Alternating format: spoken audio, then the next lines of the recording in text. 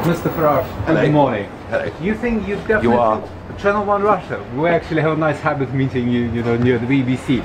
A week, well, almost a week before the referendum. You think you are definitely winning now? Well, I think we're winning. Yeah, look, I think there's been a shift, swing a couple of weeks ago. I think people just had enough of being threatened by the Prime Minister and the Chancellor. Just in the end, you tend to get a counter-reaction. I think there's a bit of that happening.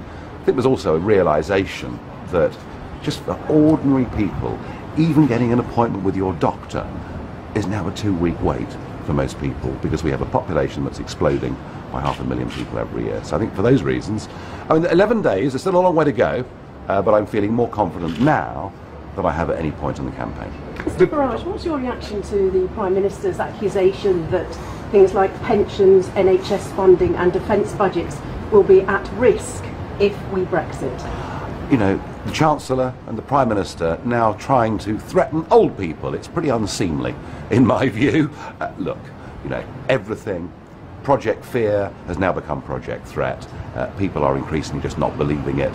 The Prime Minister is trying to tell us that we get some enormous economic benefit being in the European Union. And I'm saying, actually, this is costing us a very great deal of money, inhibiting our ability to make our own trade deals on the world stage. We'd be better off out, have a bigger economy and more money to spend on pensions or whatever else. You don't accept that the economy will be damaged then by Brexit? Quite the reverse. I think membership of this club is costing us too much, it's over-regulating us and, crucially, preventing us from making our own deals across the emerging economies of the world. Let's get out of little Europe and rejoin the world. Mr. Cameron was citing the Institute of Fiscal Studies, who have forecast a £40 billion deficit by 2020 if we come out of Europe.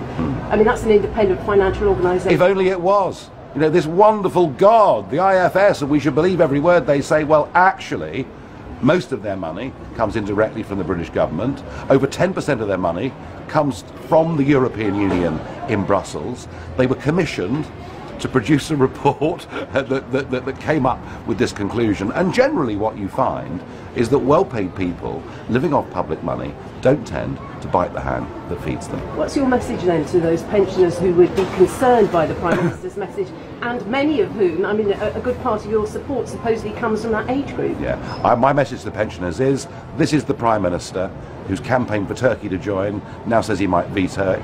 This is the Prime Minister who said he might vote either way in this referendum and is now forecasting economic doom.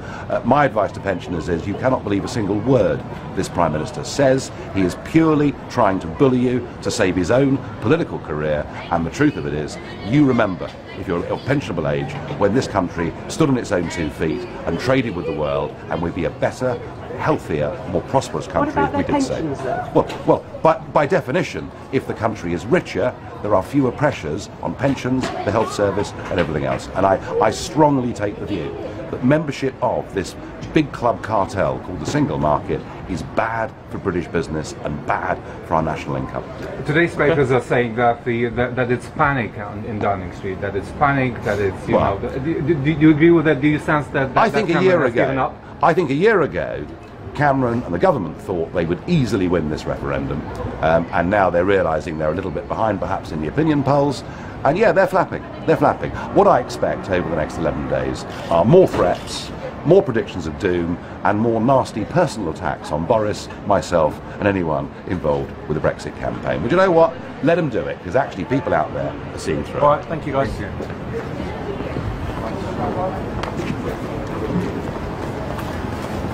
You can get walking.